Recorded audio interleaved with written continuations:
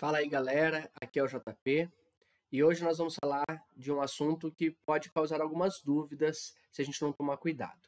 Vamos falar hoje sobre coloides, ou pelo menos ter uma noção básica do que são esses coloides. Para começar essa nossa aula, vamos pensar um pouquinho. Quando a gente fala, no nosso estudo básico aí de química, a gente estudou misturas e substâncias puras. E as nossas misturas, que são formadas aí por duas ou mais substâncias, podem ter aí vários estados físicos, né, dependendo dos componentes que fazem parte dessa mistura. E aí, se a gente pensa, por exemplo, temos aqui a imagem da gelatina. Se a gente fosse pensar se ela é sólida, líquida, gasosa, num primeiro momento, por conta da consistência da gelatina, a gente pode pensar, sólida ou não, parece que é um pouco mais líquida, não sei. Então a gente tem que tomar cuidado, porque na verdade a gelatina é um coloide, assim como, por exemplo, o sangue, o leite e tantos outros exemplos que a gente vai ver logo mais. Vamos entender um pouquinho melhor isso. Bom, primeiramente, para a gente entender um pouquinho do que é coloide, antes a gente vai definir o que é uma dispersão. Dispersão nada mais é do que um sinônimo para a palavra mistura. Então a gente viu que tem misturas homogêneas, misturas heterogêneas. Então, essa nossa dispersão vai ter duas ou mais substâncias para poder aí formar essa nossa mistura. Bom, a nossa dispersão vai ter pelo menos duas fases, né? Ela vai ter uma fase chamada de fase dispersante, que é aquela substância base para que a outra se disperse nela, ou seja, se espalhe nela. Geralmente, né, essa substância base aí vai estar em maior quantidade. Essa fase dispersante é uma fase contínua. Então, se a gente pensar, por exemplo, em água e sal, a fase dispersante aqui seria a água. E uma molécula de água está do lado da outra. Então, por isso que eu posso considerar como uma fase contínua. E também a gente tem a fase dispersa, que é a substância que vai se espalhar pelo nosso solvente, pela nossa fase dispersante. Essa fase dispersa é uma fase descontínua, então não necessariamente uma partícula vai estar do lado da outra. Vamos ver aqui alguns exemplos para a gente poder associar melhor. Então, como eu disse, água e sal. No caso, no exemplo da água e do sal, temos aqui uma mistura homogênea, então tem um aspecto só, um aspecto uniforme, em que a fase dispersante é a água e a fase dispersa é o sal. Aqui, agora, por exemplo, água e areia. Temos agora uma mistura heterogênea, com duas fases, em que a água é a fase dispersante e a areia é a fase dispersa. E um outro exemplo aqui, o ar úmido, em que o ar, essa fase gasosa, é a nossa fase dispersante e a fase dispersa é a água, as partículas de água espalhadas no ar. Então perceba que tanto a fase dispersante quanto a fase dispersa podem estar nos estados sólido, líquido ou gasoso, como a gente já estudou. Bom, e como que a gente classifica essas nossas dispersões de acordo com o tamanho dessas partículas que vão se espalhar? Como referência aqui, a gente vai utilizar o nanômetro. Um nanômetro, para a gente ter noção, se a gente fosse fazer uma representação aqui, eu representei um nanômetro com esse pontinho, numa representação aqui figurada. Tá? Mas um nanômetro corresponde a 10 a menos 9 metro. Ou seja, eu pego 1 metro e divido em 1 bilhão de partes. E aí, cada uma dessas partezinhas corresponde a 1 nanômetro. Tá? Então, seria, no caso, 0, e mais 9 casas decimais. Ok? Isso é 1 nanômetro. Então, nosso primeiro ponto de referência, 1 nanômetro. O segundo ponto são 1000 nanômetros. E aí, quando a gente compara, fazendo uma comparação aqui, se esse pontinho fosse 1 nanômetro de tamanho, eu teria aqui esse círculo como sendo 1000 nanômetros, tá? Para a gente poder ter noção numa comparação. E aí, a nossa classificação. Todas as partículas dispersas que têm tamanho até 1 nanômetro vão constituir as nossas soluções, misturas homogêneas, as nossas soluções verdadeiras. Se a nossa partícula tiver entre 1 nanômetro e 1000 nanômetros, ela vai ser um coloide, também chamada de dispersão coloidal. Tá? Então, perceba aí que essas partículas são maiores do que as das soluções. E se essas partículas tiverem um tamanho maior que 1000 nanômetros, elas vão ser suspensões. Por exemplo, aí as misturas heterogêneas que a gente está acostumado, tipo água e areia, ok?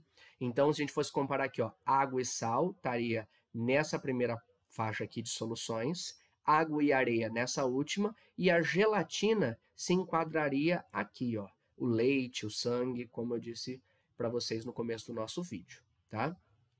Bom, vamos ver então algumas características desses 3 tipos de dispersão.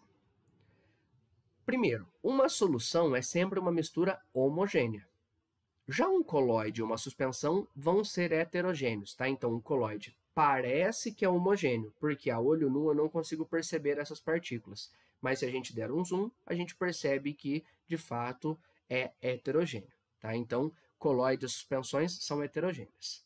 O tamanho médio dessas partículas foi conforme a gente tinha falado, até 1 nanômetro é uma solução, entre 1 e 1000 um coloide, a partir de 1000 uma suspensão. As partículas que vão se espalhar, obviamente, para poder ter essa diferença de tamanho, vão aumentar, né? Então, em soluções, as nossas partículas vão ser átomos, íons, moléculas. Já um coloide vão ser aglomerados de átomos, íons ou moléculas gigantes, ou também íons gigantes. E as suspensões são grandes aglomerados desses átomos, íons ou moléculas. A olho nu, não conseguimos observar essas partículas, nem nas soluções, nem nos coloides. Mas em uma solução a gente consegue. Por exemplo, a gente consegue ver os grãos de areia espalhados na água quando a gente mistura. Já eu não consigo perceber o sal na água ou mesmo o pó da gelatina na água quando a gente acaba misturando, tá? Com relação à sedimentação, ou seja, se eu deixar em repouso, será que essas partículas vão para o fundo? Numa solução, isso não ocorre. Então, água e sal não dá para deixar parado, o sal não vai sedimentar, né? Isso pensando que eu tenho só um pouquinho de sal na água. Um coloide, ele consegue promover essa sedimentação, mas somente se eu utilizar uma ultracentrifugação, né, que vai acelerar esse processo aí de sedimentação.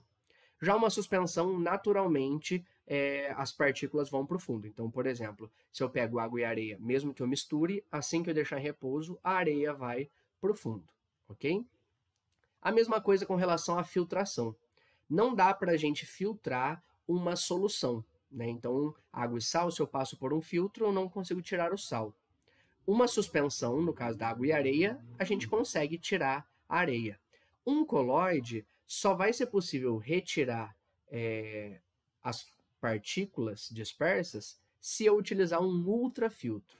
Então, aí dá para promover essa filtração, mas acaba sendo muito mais difícil, tá? Então, temos aí 3 exemplos, aliás, os nossos 3 tipos com as suas características. Vamos ver agora, para a gente fechar, os nossos tipos de coloides.